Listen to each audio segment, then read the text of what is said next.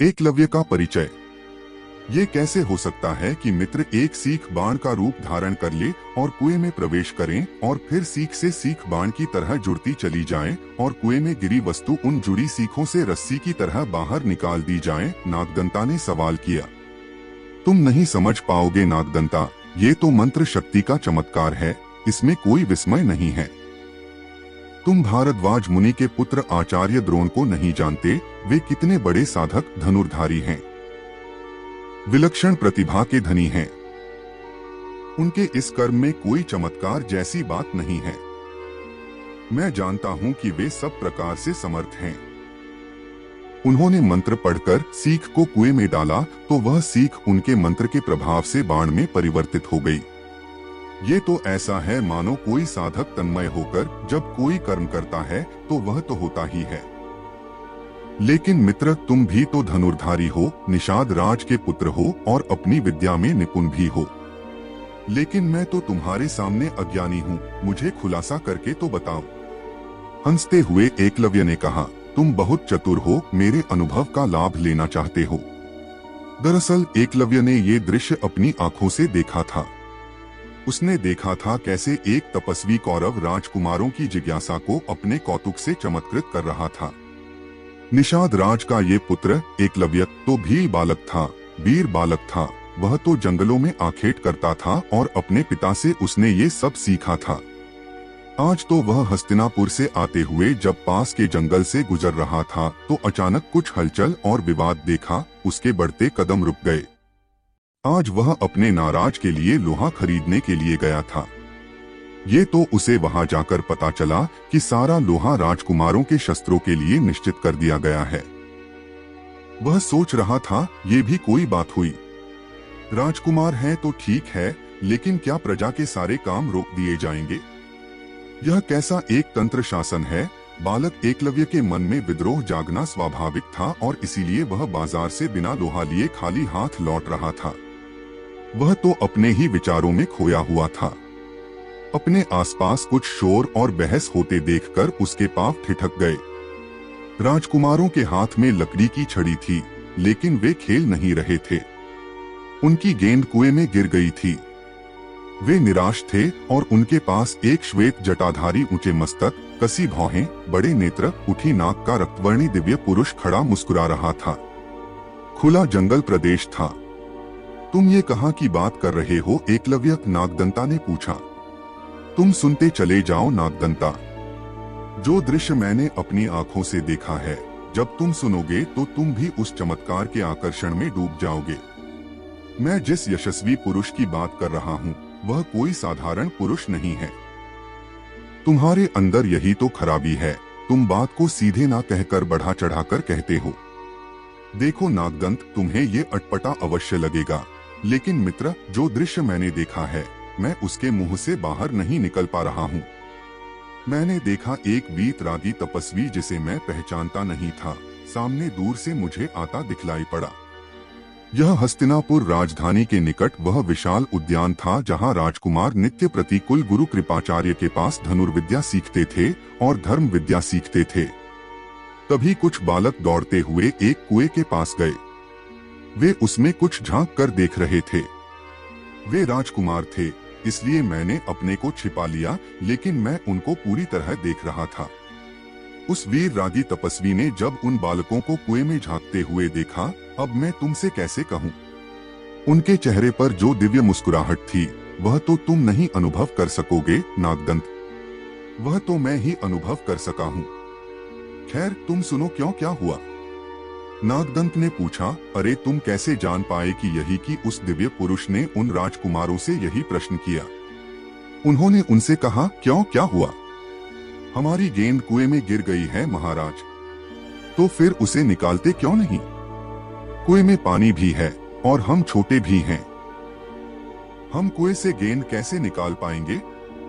क्यों, तुम तो क्षत्रिय पुत्र हो, तुम्हारे कंधे पर धनुष बता रहे हैं कि तुम धनुर्धारी हो, अपने बाण के प्रयोग से उसे निकाल सकते हो। श्रीमान, बाणों से शत्रु पर वार किया जाता है। ये कोई खेलने की चीज नहीं जो इससे कुएं में गिरी गेंद निकाली जा सके। आप तो हमारा उपहास कर रहे हैं। ये बात उन राजकुमारों में से एक अति मोटे राजकुमार ने कही। तभी दूसरा बोला, क्या सचमुच ऐसा संभव है? हाँ, क्यों नहीं? व्यक्ति चाहे तो पुरुषार्थ से क्या कुछ नहीं कर सकता। जरूर आप कोई तंत्र मंत्र जानते हैं, तीसरे ने कहा। मैं तंत्र मंत्र तो नहीं जानता, लेकिन हाँ, मंत्र जानता हूँ और कर्म में विश्वास रखता हूँ, उस वीतरागी ने कहा। तो फिर आप हमारी गेंद निकाल दीजिए।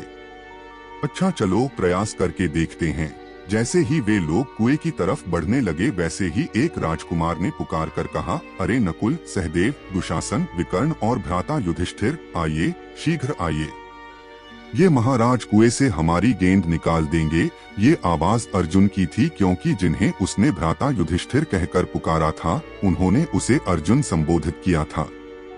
अर्जुन की ये पुकार सुनकर सभी कौरव राजकुमार वहां आ गए और उस अपरिचित तपस्वी को घेर कर खड़े हो गए। तुम भी वही खड़े थे? नागदंत ने एकलव्य से प्रश्न किया। नहीं, मैं कुछ कदम के फासले पर पीछे एक सघन वृक्ष के साए में खड़ा था। उन महात्मा वीर रागी ने राजकुमारों से कहा, देखो, तुम्हें मैं ये गेंद निकाल कर दूंगा तो बदले में तुम मुझे क्या दोगे? उत्साही अर्जुन ने कहा, जो आप चाहेंगे आपको मिल जाएगा, लेकिन आप बताइए, हम आपकी क्या सेवा करेंगे? मैं तुम्हारी गेंद निकालता हूँ, बस तुम तो मेरे लिए केवल एक समय का अच्छा भोजन ले आना। यही पास में मेरी पत्नी और बच्चा है। आप ब्राह्मण हैं महात्मा? अर्जुन ने पूछा। हाँ, लेकिन तुमने कैसे जाना? क्षत्रियों से भोजन मांगना ब्राह्मण के अतिरिक्त और कौन गर्व से कह सकता है? अच्छा, हम आपके लिए भोजन ले आएंगे, युधिष्ठिर ने कहा। आप हमारी गेंद निकाल दीजिए। देखो, तुम सब लोग कुछ सरकंडे के टुकड़े ले आओ। महात्मा से ये सुनते ही अर्जुन और भीम पास की झाड़ी से ही सरकंडों का पूरा जंगल उठा लाए। उस वीतरागी ने उन सरकंडों से कुछ सेठियां सीख की तरह बना ली और एक सीख कुएं के जल में तीर की तरह छोड़ दी। अच्छा, तो तुम इस दृश्य को देखकर चमत्कृत हो गए एकलव्य?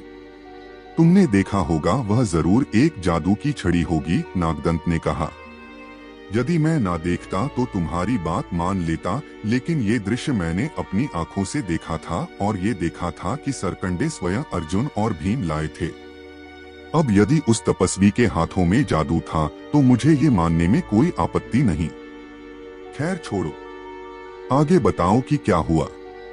एक सीख के बाद दूसरी, तीसरी, चौथी, पांचवी सीख वे फेंकते रहे और जब सीख कुएं की जगत से ऊपर दिखाई देने लगी तो तपस्वी ने उन टुकड़े टुकड़े सरकंडों को इस तरह खींचा मानो वे रस्सी को खींच रहे हों, और फिर उसे खींचते हुए देखते ही देखते सरकंडे से बिंधी गेंद ऊपर आ गई। अच्छा, ये तो बड़ा विचित्र बात है। अच्छा, फिर उन वीर रागी को भोजन दिया गया होगा? हाँ, लेकिन उससे पहले वे कुएं में पत्थर फेंककर सीख के वार से उसे खंडित कर देते और गेंद को दूसरी सीख से खींचकर ऊपर कर देते। ये सब खेल उन बालकों के लिए नवीन था और उनमें उत्सुकता स्वाभाविक थी। तभी कर्ण को आते देख अर्जुन ने उसे वहां खड़ा रहने को कहा। अर्जुन ने वीर रागी से कहा, हम सब चाहते हैं कि हमसे भी कुछ ऐसा ही चमत्कार हो जाए। अच्छा बताओ, तुम कौन कौन हो? उन्होंने पूछा।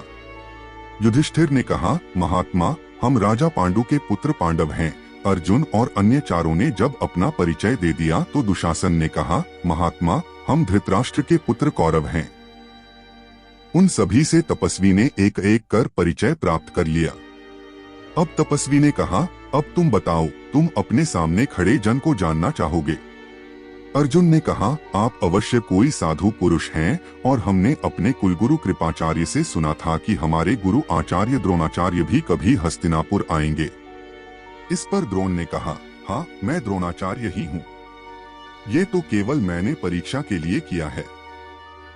आप ही गुरु द्रोणाचार्य हैं, जिनके शिष्य भगवान परशुराम थे। क्या आप उन्हीं के अनन्य शिष्य हैं जिन्होंने भगवान परशुराम से धनुर्विद्या का अध्ययन किया? अर्जुन ने पूछा। हाँ वत्स, मैं वही हूँ और शीघ्र ही तुम्हें धनुर्विद्या सिखाने के लिए यहाँ आया हूँ। युधिष्ठिर ने पूछा, गुरुदेव, आप हमसे क्या चाहते हैं? हम सब आपकी सेवा में हाजिर हैं। वत्स, मैं तुम्हारी सेवा नहीं चाहता, केवल तुम्हारे हृदय में मेरे प्रति सच्चा प्रेम चाहता हूँ और आज्ञा पालन की भावना चाहता हूँ। जब तुम्हारे प्रेम से मेरे प्रति तुम ओतप्रोत हो जाओगे, मैं स्वयं ही सब कुछ पा जाऊंगा। तुम्हारे प्रेम और लगाव के सामने ये सब मान सम्मान और धन दौलत सब तुच्छ है।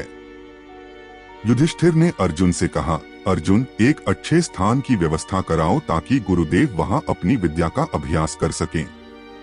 और इस बीच महाराज धृतराष्ट्र और माता कुंती को सूचित किया जाए कि गुरुदेव पधार चुके हैं। इस पर अर्जुन और भीम गुरुदेव के लिए अच्छा स्थान खोजने चले गए। अच्छा एकलव्य, तो फिर तुम वहां से वापस लौट आए? नागदंत ने पूछा। तुम्हें क्या लगता है, क्या मैंने वापस आ जाना चाहिए था? एकलव्य ने हंसते हुए कहा। मुझे तो ऐसा ही लगता है।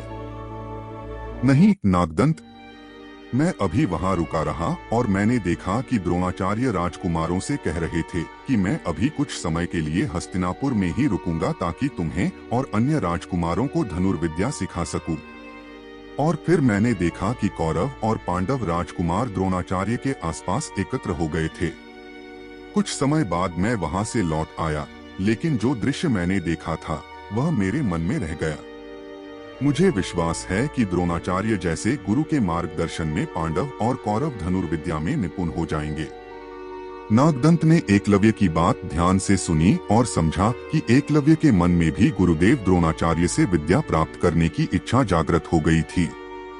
अगर आपको कहानी पसंद आई तो और भी दिलचस्प कहानियों के लिए चैनल को सब्सक्राइब करें।